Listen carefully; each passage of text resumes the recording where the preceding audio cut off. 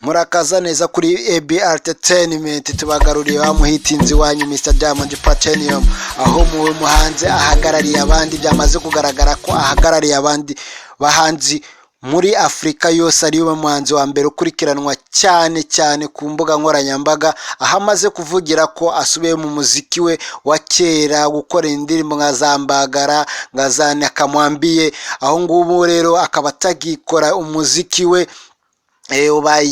yarazwiho nka za nk'imiziki z'amapiano n'izindi njyana zose. Agarutse inyuma gatoya mu muziki yarazwiho kuva kera nka za Zuena, ubu ngubu ariyo yasohotse nshyashya. Uyu mugabo yase aba uwa mbere muri Afrika ukurikiranwa cyane kubera icyo kintu gusa yavuze. Urabona ko akurikiranwa n'abantu barenga miliyoni ibihumbi 200. Ubwo rero urumva ko uyu mugabo kabisa yakoze ikintu kinini cyane nko muri East Africa.